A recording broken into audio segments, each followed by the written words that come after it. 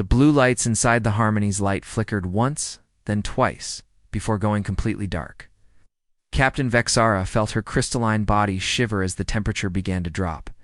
Around her, the other Zilani crew members moved with growing panic as their beautiful ship started to die around them. Port Vexara said, trying to keep her voice calm. Her words came out as musical tones that rang through the corridors like wind chimes in a storm. Science. Officer Morden rushed to her side, his transparent blue skin showing the stress patterns that all Zilani displayed when afraid. Captain, the solar flare hit us harder than we thought. The energy surge destroyed most of our main systems. Engines are offline. Life support is failing. We have maybe 6 days of air left. Vexara closed her large dark eyes and tried to think. If people were explorers, not fighters. The Zilani had been traveling through space for thousands of years, but they had never faced anything like this. They studied stars and planets from a safe distance. They collected data and took pictures. They did not handle emergencies well. Can we repair the engines? She asked. Engineer Keithan looked up from his control panel. His young face showed fear mixed with determination. I have been trying for 3 hours, Captain. The damage is too much. We would need parts we do not have. And tools that were destroyed in the flare. The ship shook suddenly, and several crew members grabbed onto the smooth walls to keep from falling. Through the large viewing window, Vexara could see the asteroid field they were drifting toward. The massive rocks tumbled slowly through space, like sleeping giants. If their ship hit even one of those asteroids, they would all die instantly. What about other ships? Asked Communications Officer Ziln. Are there any Galactic Council vessels in this sector? Morden checked his instruments and shook his head. The nearest Council ship is the research vessel Peaceful Dawn. They are 12 days away at maximum speed. We will be dead long before they can reach us. The bridge fell silent, except for the growing sounds of the ship breaking apart around them. Small pieces of metal fell from the ceiling. Sparks flew from damaged control panels. The air was starting to smell strange as the filters failed one by one. Vexara had commanded ships for over 200 years. She had guided her people through nebulas and past dying stars. She had seen the birth of new worlds and the death of old ones, but she had never faced anything like this. Her training had not prepared her for the choice she was about to make. Captain Zillan said quietly, "There is one option we have not discussed." Everyone on the bridge turned to look at the communications officer. His skin had gone almost white with fear, but his voice stayed steady. "We could send a general distress call on all frequencies," he continued. "Not just to council ships, but to everyone, even to the forbidden sectors." The temperature on the bridge seemed to drop even further. Every Zilani knew what Zillan meant. The forbidden sectors, quarantine zones, the places where the Deathworlders lived. "It cannot be serious," whispered Engineer Keithan. "You want to call them the humans? It's the monsters from the world." Called Earth. Every child in the galaxy knew the stories. Long ago, when the Galactic Council first started exploring space, they had found a small blue planet in a system called Sol. The planet looked beautiful from space, with white clouds and blue oceans. But when they tried to land, they discovered the truth: Earth was a death world. A planet so dangerous that most intelligent species could not survive there even with advanced technology. The weather was violent and unpredictable. Earthquakes shook the ground without warning. Animals were all predators that killed and ate each other. Diseases spread through the air and water. Poisons grew in the ground, but somehow impossibly. Intelligent life had evolved there, the humans. The first council explorers who met humans described them as nightmares made real. They were tall and strong, with flat teeth for tearing meat and forward-facing eyes like predators. They could run for hours without stopping. They could go days without food or water. They could survive injuries that would kill most other species. Worse than their physical abilities was their behavior. Humans fought constantly. They had wars that lasted for years and killed millions. They created weapons that could destroy entire cities. They seemed to enjoy violence and conflict. They were everything that the peaceful species of the galaxy feared most. The Council had made the decision to quarantine the Sol system. No ships were allowed in or out. No contact was permitted. The humans were left alone on their death world, cut off from the rest of the galaxy. That had been almost 50 years ago, but the stories continued to spread. Rumors said that humans had somehow developed space travel on their own. Some claimed to have seen human ships in distant systems, always alone, always avoiding contact. Others whispered that humans were secretly building an army, preparing to sweep across the galaxy like a plague. We cannot call them, Morden said firmly. Even if they answer, which they probably will not, what do you think they would do? Help us. More likely they would board our ship and kill us all. Or worse, added Cathan. They might capture us, might keep us as slaves or prisoners. The stories say they enjoy causing pain to other species. Vexara looked around at her crew. 50 Zilani were aboard the Harmony's Light, 50 souls who trusted her to keep them safe. They were scientists and explorers, teachers and students. They had families waiting for them back home, children who would never see their parents again if she made the wrong choice. But what choice did she really have? The ship shook again, harder this time. Through the viewing window, the asteroids looked closer now. Much closer. They had maybe 2 days before the ship was crushed against the rocks, assuming the life support lasted that long. Captain Zil Said softly, I have been monitoring all frequencies since the accident. There are no council ships anywhere nearby. No one is coming to help us. If we do not send the general distress call, we will die here. Better to die with honor than to be tortured by Deathworlders, Morden replied. Is it? Vexara asked.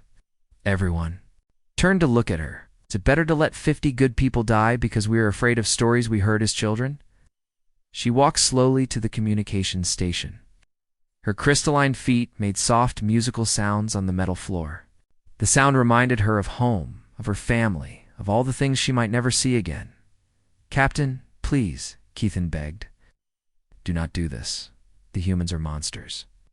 Maybe Vexar replied, but maybe the stories are wrong. Maybe they have changed since the quarantine began. Or maybe they have better reasons to ignore us than to harm us. She reached for the communications controls. Her hand shook slightly as she prepared to make the decision that could save her crew or damn them all. And maybe, she said quietly, death at the hands of Deathworlders is no worse than death in the cold vacuum of space. Before anyone could stop her, Captain Vexara activated the general distress beacon. The signal went out in all directions, broadcasting on every frequency the ship could produce. Radio waves, subspace channels, even the primitive electromagnetic signals that some species still used. Somewhere in the vast darkness of space, someone would hear their call for help. Whether that someone would be their salvation or their destruction, only time would tell. The bridge fell silent as the crew watched their captain. Vexara stood straight and proud, despite her fear. She had made her choice. Now they would all live or die by the consequences. In the distance, the asteroids continued their slow dance through space, waiting to crush the small ship and its desperate crew. But now, racing through the void faster than light itself, was a message that would change everything. Help us, the message said. We are dying. Please someone, anyone, help us. The Deathworlders were listening. The coffee in Captain Jake Martinez's cup was still hot when the alarm started ringing. He set the cup down carefully on his desk and walked quickly to the bridge of the New Horizon. Around him, the crew moved with practiced efficiency as they responded to the alert. What do we have, Lisa? Jake asked his science officer as he settled into his command chair. Dr. Lisa. Cheng looked up from her instruments with excitement in her dark eyes. She was a small woman with short black hair, but Jake had learned not to underestimate her brilliant mind. Captain, we are picking up what appears to be a distress signal, but this is unlike anything we have seen before. How so? The signal is not from any human ship or station. Technology is completely different. The language is unknown. And Jake, ... She paused and looked directly at him. I think it is from an alien species. The bridge went completely quiet. Every person stopped what they were doing and turned to stare at Dr. Chang. In the 3 years since the New Horizon had left Earth's orbit, they had found many interesting things in deep space. Ancient asteroids, strange energy readings, planets that might support life someday. But they had never found proof that intelligent aliens existed. "Are you certain?" Jake asked quietly. "As certain as I can be without meeting them face to face," Lisa replied. "The mathematical patterns in the signal are clearly artificial. Someone built the transmitter. Someone is trying to communicate.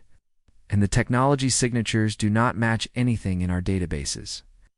Pete Johnson, the ship's chief engineer, whistled softly. He was a big man with rough hands and a gentle heart, and Jake trusted him completely. "Captain, this changes everything. If there really are aliens out there and they are trying to talk to us, then we better figure out what they are saying."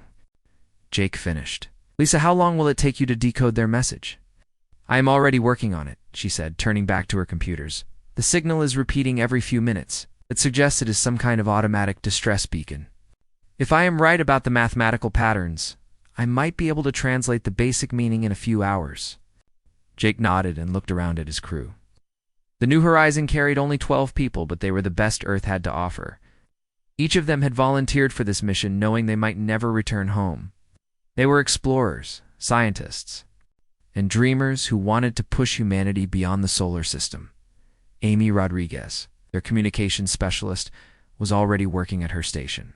She was young and energetic, with bright brown eyes and a talent for languages that impressed even Lisa. "Captain, I am recording everything and running it through our translation programs. If there are any patterns that match Earth languages, I will find them." Dr. Carl Thompson, their medical officer, stood near the back of the bridge. He was an older man with gray hair and kind eyes who had spent his life helping people. "Jake, if these are really aliens, we need to think about first contact protocols.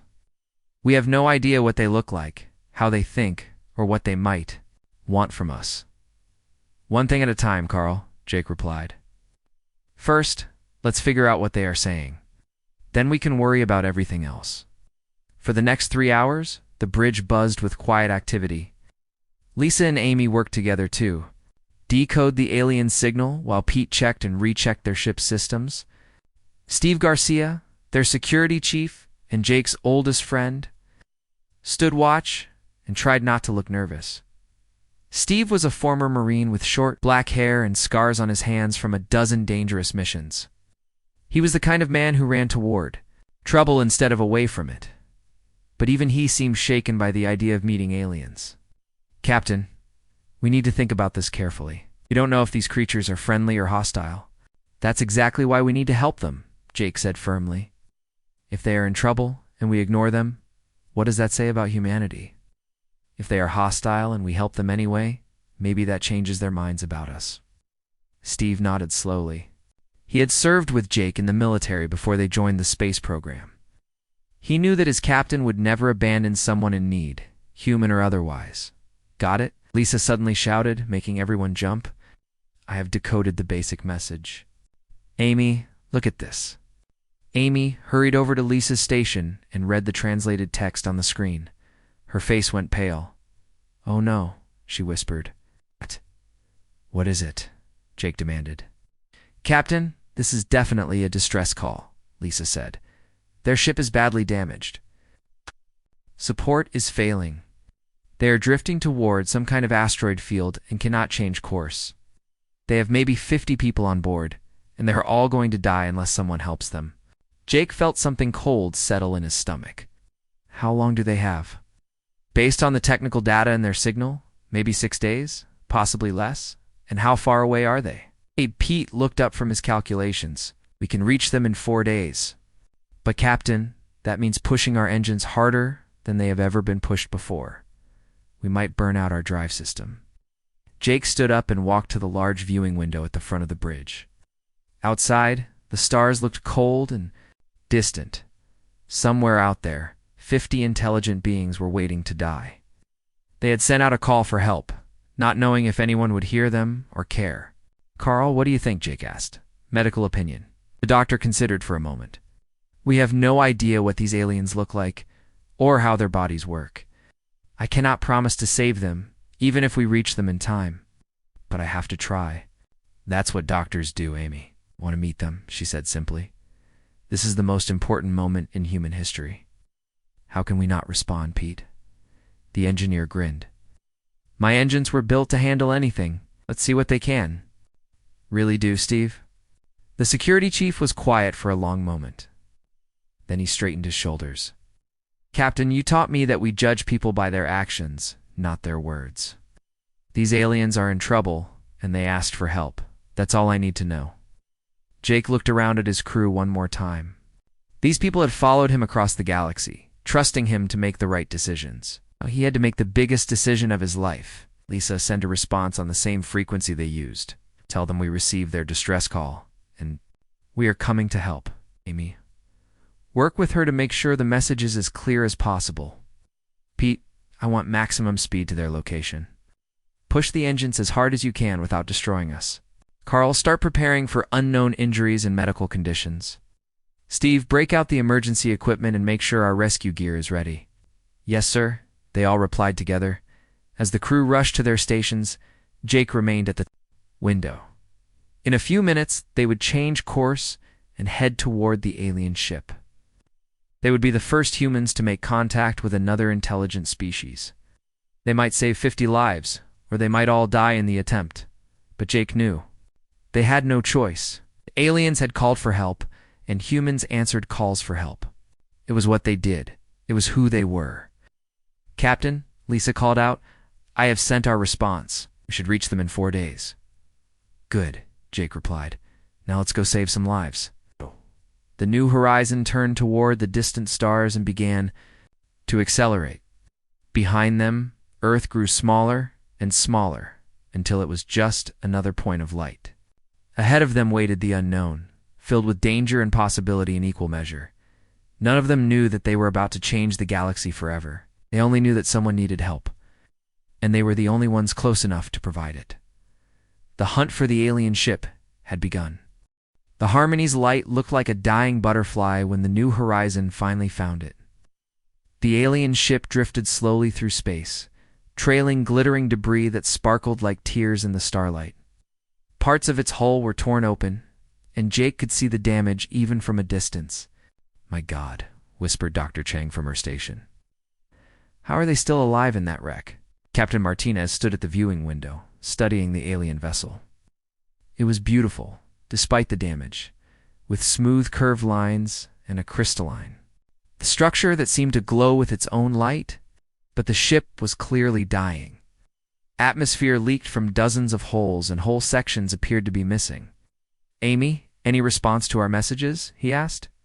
Amy Rodriguez shook her head. Nothing. Yet, Captain, I have been broadcasting on the same frequency they used for their distress call, but either they cannot hear us, or they are too afraid to answer. Afraid of us, Pete Johnson said grimly. Can't say I blame them. First contact with aliens. And they get humans. Probably think we're here to finish them off. Through the static of their communication system, a weak signal suddenly came through. The voice was musical, like wind chimes, but filled with fear. Unknown ship, please identify yourself. We are the Harmony's light of the Zilani people. Are you, are you the ones called humans? Amy looked at Jake, who nodded. She activated their transmitter and spoke slowly and clearly. This is the human ship New Horizon. We received your distress call. We are here to help you. A long silence followed. Then the alien voice returned, even more frightened than before. Help you? You came to help us. Yes, Amy replied. We know your ship is badly damaged. We have medical supplies and repair equipment. Can you tell us how many people are aboard your vessel? Another pause. 50 souls remain alive. But please, we do not understand. The stories say that humans are... that you are. Monsters, Jake said, taking the microphone from Amy. Yeah, we've heard that about ourselves too. My name is Captain Jake Martinez. What's yours? I am Captain Vexera, the alien replied, her musical voice shaking. Captain Martinez, why did you come? What do you want from us? Jake looked around at his crew. They were all listening, waiting for his answer. This moment would define not just first contact, but how two species would view each other forever. We came because you called for help, Jake said simply. That's what we do. Now, can you give us information about your injuries? We have a doctor? Who wants to help your wounded? Dr. Thompson stepped forward. Captain Vexara, this is Dr. Carl Thompson. I need to know about your people's biology so I can treat anyone who is hurt. Can you describe your injuries? The communication channel stayed quiet for several minutes. Jake could almost feel the aliens discussing what to do. Finally, Vexara's voice returned.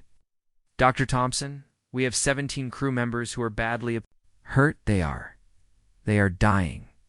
Our medical officer was killed when the solar flare hit us. We do not know how to save them. We'll figure it out, Carl said firmly. But first, we need to stabilize your ship. Pete, what do you think?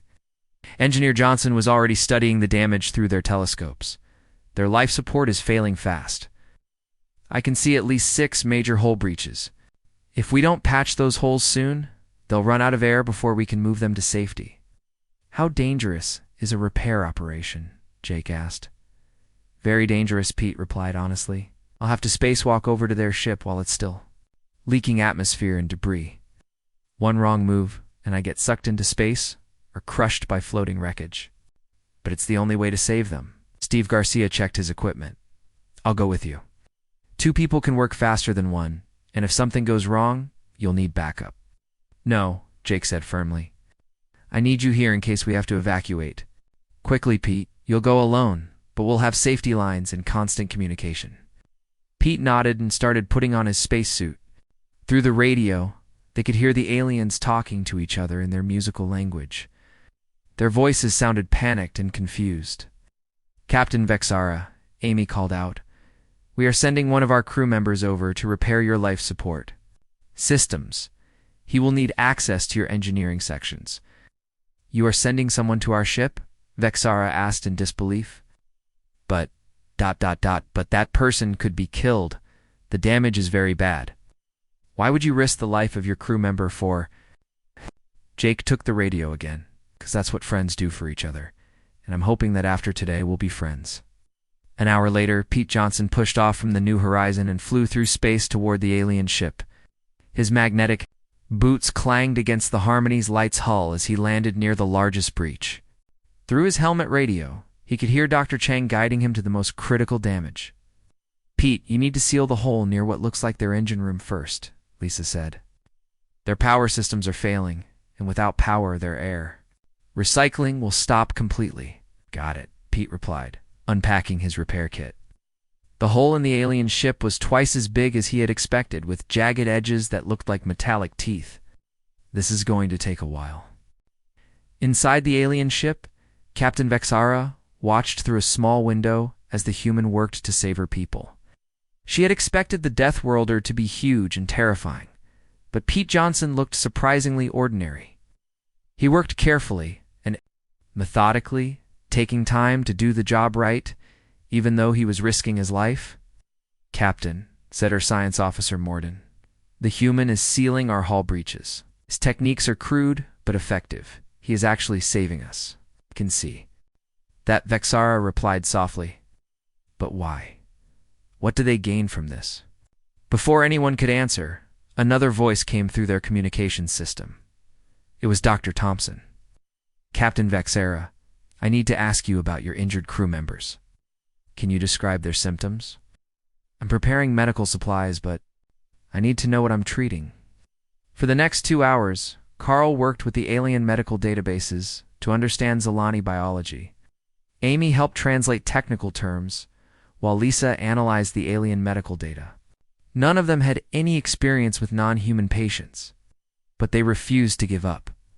Meanwhile, Pete continued his dangerous work outside the ship. He sealed 7 major hull breaches and repaired to life support systems. When a piece of debris nearly hit him, he just adjusted his safety line and kept working. Pete, your oxygen is getting low, Jake warned over the radio. You need to come back soon. Almost finished, Captain, Pete replied, welding another patch into place. Just one more hole to fix, and their air recycling should work again. Sighed. The Harmony's light, young engineer Keithan, watched the human work with growing amazement. Captain, he has been out there for over 3 hours. He must be exhausted, but he will not quit until he saves us all. I know. Vexara said quietly. She was beginning to understand that everything her people believed about humans might be completely wrong. When Pete finally returned to the New Horizon, the alien ship's life support systems were working again. The Zilani crew had gone from 6 hours of air to 6 days. It was enough time to complete the rescue. "Thank you," Vexara said over the radio. "Your engineer has saved all of our lives. We do not know how to repay such kindness." "No payment needed," Jake replied. "But we're not done yet. Dr. Thompson is ready to come over and treat your injured. And we need to figure out how to get your ship to safety." "You would do more?" Vexara asked in wonder. "Even after risking so much already?" "We're just getting started," Jake said with a smile. "That's what friends are for." 3 days later, both ships traveled together through space like old friends. The Harmony's light could not fly on its own, so the New Horizon pulled it with strong cables. Inside both vessels, humans and aliens worked side by side for the first time in galactic history. Dr. Carl Thompson had spent every waking hour learning about Zilani medicine. The aliens were made of living crystal that could crack and break like glass. But they healed by growing new crystal over their wounds. Carl had saved 12 Zilani lives by figuring out how to help their bodies repair themselves. "It's amazing," Carl told Captain Martinez as they walked through the New Horizons medical bay. "Their biology is completely different from ours, but the basic principles are the same. They feel pain, they bleed, they want to live, just like us." In the ship's main laboratory, Dr. Lisa Chang worked with the Zilani science officer Morden. The alien was a tall, thin creature who looked like he was made of blue ice, but his mind was brilliant. Together, they compared human and Zilani knowledge about space travel, physics, and mathematics. "Your species is remarkable," Morden said in his musical voice. He had learned enough English to speak without translation software. "According to our databases, your planet Earth is classified as a Class 12 death world. We did not think intelligent life could evolve on such a dangerous place."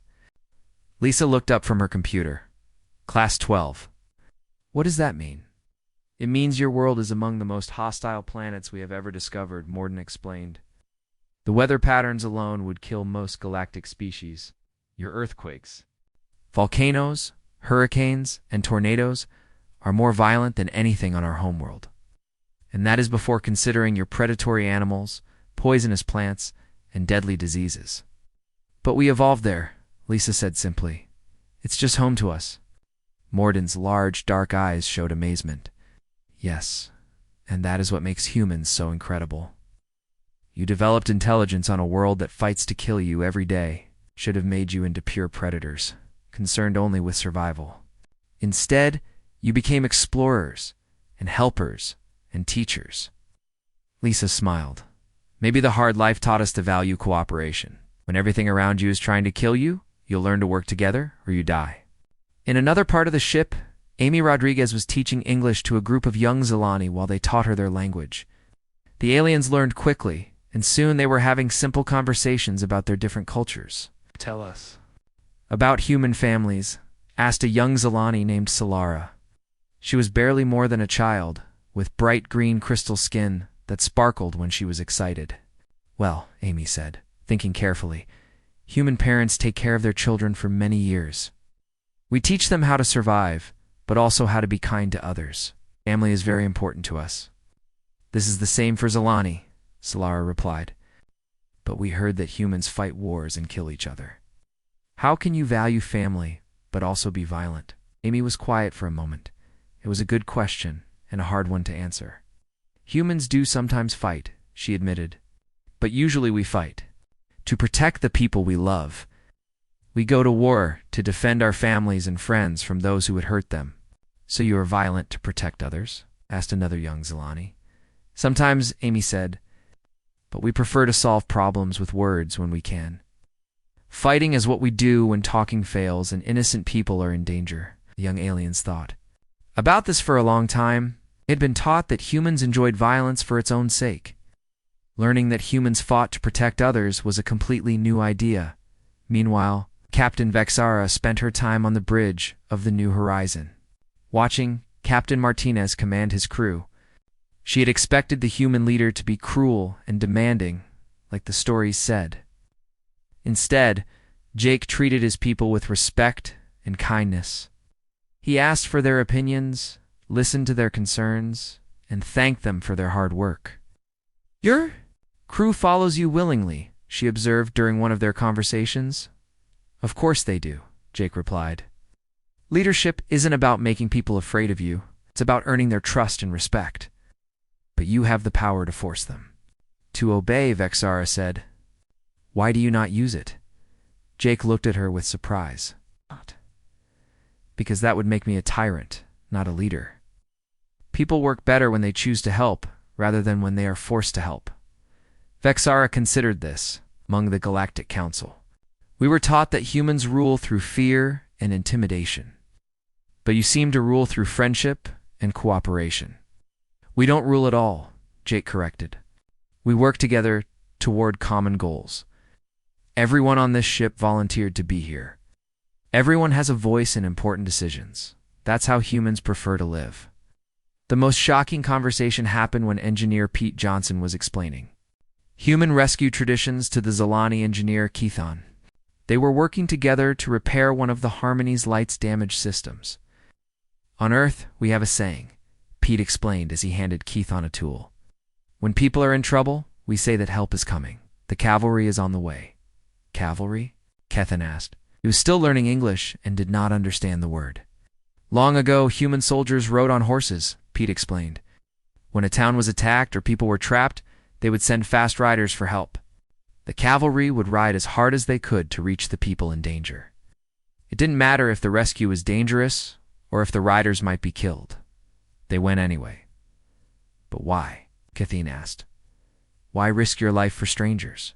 Pete stopped, working, and looked at the young alien seriously, because that's what makes us human. "We can't stand to see innocent people suffer when we have the power to help them. It's stronger than logic or self-interest." "It's just who we are, even now," Kethan asked. "Even in space." "Especially now," Pete replied. "When you sent out that distress call, every human ship that heard it would have come to help you. Not just us. All of us. That's what we do." Kethan was quiet for a long time. Finally he said, "The stories about your people are very wrong." "What do the stories say?" Pete asked. "That humans are selfish and cruel. That you care only about power and conquest. That you would enslave or destroy any other species you encountered." Pete laughed, but not in a mean way. "Well, I suppose we could do those things if we wanted to. We're strong enough and smart enough. But why would we want to? The galaxy is huge. There's room for everyone, and meeting new people, learning new things, making new friends. That's much more interesting than conquest." "You really mean that?" Kethan said wonderfully. "You would rather be friends than conquerors." "Every time," Pete confirmed. "Besides, friends are much more useful than slaves. Slaves only do what they are forced to do. Friends do everything they can to help." By the end of the third day, the Zalani crew had completely changed their view of humans. These were not the monsters from their childhood stories. These were protectors and helpers, people who risked their lives to save strangers and asked for nothing in return. Captain Vexara called a meeting of all her officers to discuss what they had learned. "We face a problem," she told them.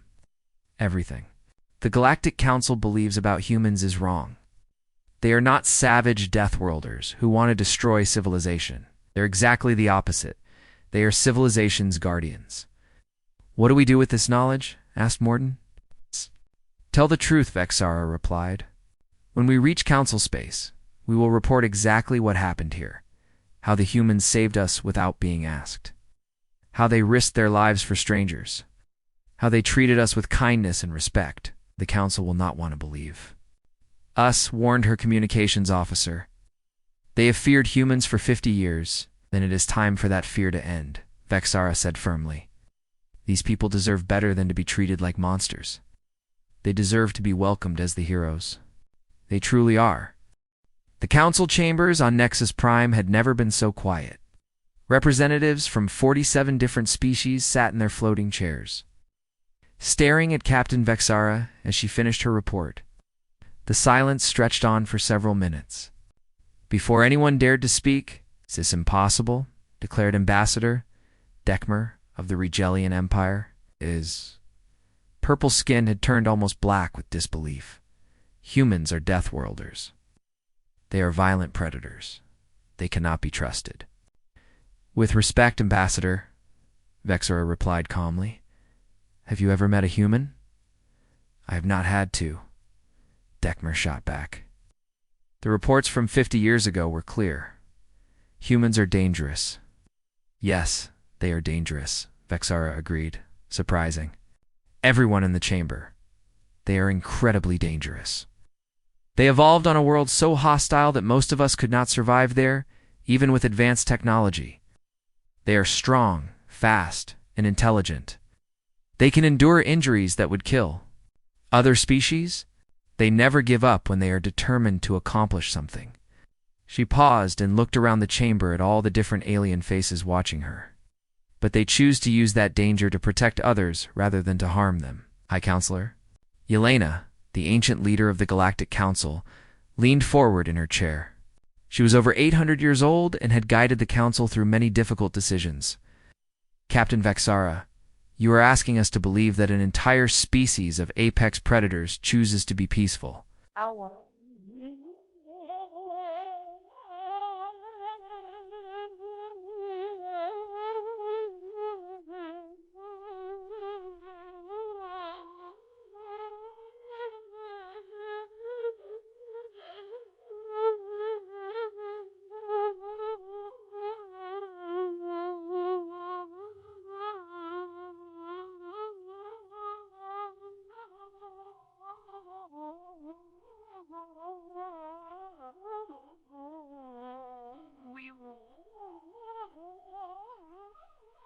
"Know about evolution and survival."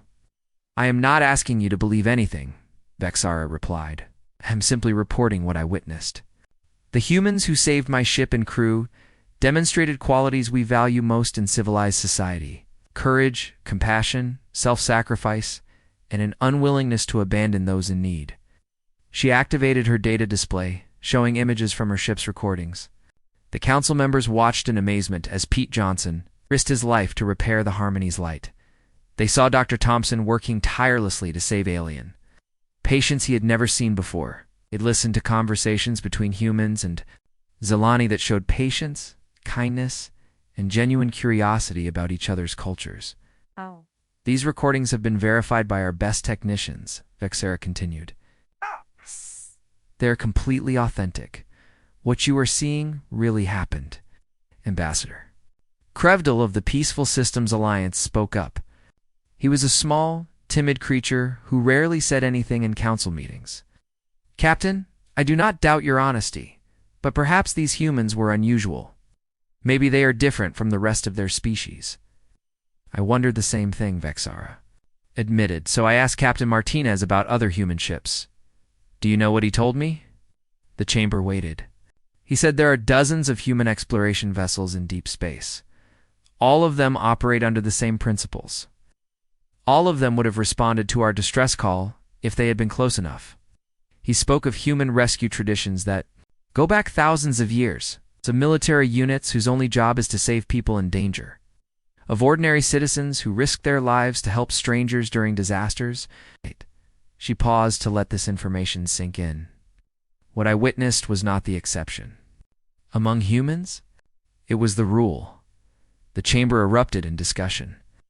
Representatives whispered urgently to each other in dozens of different languages.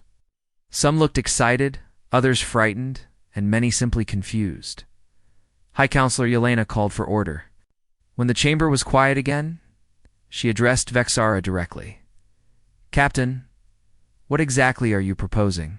That we lift the quarantine on the Sol system? That we invite these humans to join the Galactic Council? I am proposing that we admit we were wrong," Vexara said simply. "We quarantined humans because we were afraid of them. But fear, based on ignorance, is not wisdom. It is cowardice." "Strong words," observed Ambassador Dekmore. "True words," Vexara replied. "For 50 years, we have avoided contact with humans, while they develop space travel on their own. They could have built weapons and prepared for war against us. Instead, they built rescue ships and exploration vessels. They could have tried to break the quarantine by force. Instead, they respected our wishes and stayed in their own system until we contacted them first. She looked around the chamber one more time. Humans I met were not conquerors or destroyers. They were exactly what we claim to value most: protectors of the innocent, defenders of those who cannot defend themselves. They are what we wish we could be. At that moment, the chamber doors opened. Captain Jake Martinez walked in, followed by Dr. Chang, Amy Rodriguez, and Pete Johnson. The council members stared in shock. Most had never seen a human before. The reality was different from their expectations. The humans looked strong and confident, but not threatening. They moved with purpose, but not aggression. They smiled politely at the alien representatives, showing no fear or hostility despite being surrounded by dozens of unknown species. "Honored council members," Jake said, his voice carrying clearly through the chamber. "I am Captain Jake Martinez of the human ship New Horizon. Captain Vexara invited us to speak with you." "You came alone," observed High Counselor Yelena. "Are you not afraid that we might capture or harm you?" Jake looked genuinely confused by the question. "Why would you do that? You're civilized people. And besides, Captain Vexara gave us her word that we would be safe." "That's good enough for us, but we are strangers to you," Ambassador Krevdal pointed out. "How can you trust us?" "Because you haven't given us any reason not to trust you," Amy replied. "You've been afraid of us, but you haven't attacked us or tried to hurt us. It tells us you are reasonable people who can be talked to." Dr. Chang stepped forward. "Honored council members, we have brought gifts." She activated a portable display device. "These are copies of human art, music, literature, and scientific knowledge. We offer them freely as a sign of friendship." Display showed images of human paintings, recordings of symphonies, and excerpts from great books. The alien representatives watched in fascination as they saw the beauty and creativity that humans were capable of producing. "This is what my people do when we are not fighting for survival," Jake explained. "We create beauty. We explore the universe. We try to understand our place in existence. We are not so different from you." High Counselor Yelena was quiet for a long time. Finally, she spoke. "Captain Martinez, what do your people want from us?" "Nothing," Jake replied immediately. "We don't want to conquer anyone or take anything that belongs to you. We just want to be part of the galactic community. We want to learn from other species and share what we know. We want to help where we can and be helped when we need it. And if we refuse," asked Ambassador Thekmer, "we choose to maintain the quarantine," Jake shrugged. "Then we'll respect your decision and go back to our own space. But we hope you won't make that choice. The galaxy is a big, dangerous place. We could all use more friends," Pete Johnson added. "And if you ever need help with anything dangerous or difficult, we're available. That's what we do." The council debated for hours. Some representatives remained fearful and suspicious. Others were curious and hopeful. But gradually, opinions shifted toward acceptance. Finally, High Counselor Yelena called for a formal vote. All those in favor of ending the quarantine on the Sol system and inviting humanity to join the Galactic Council as a member species. Vote was not unanimous, but it was decisive. 32 species voted in favor, 12 opposed, and 3 abstained. "The motion passes," Yelena announced. "Welcome to the Galactic Council, Captain Martinez." Jake bowed respectfully. "Thank you. We won't let you down." 6 months later, the first human rescue station was established near the Galactic core. It was staffed by volunteers from Earth who had answered the call to serve as the galaxy's emergency response force. When disaster struck anywhere in Council space, the humans came running. Captain Vexara often visited the station, bringing new crews who needed to see humans in action. She watched with pride as her former rescuers trained alien crews in emergency procedures and disaster response. "You have changed everything," she told Jake during one of these visits. "No," Jake replied, watching his crew prepare for another rescue mission. "We just showed everyone who we really are." The galaxy changed itself once it understood the truth. As alarms began to sound, indicating a new emergency call, Jake and his crew rushed to their ship. Somewhere in the galaxy, people were in danger, and the humans were coming to help. It was exactly what they were meant to do.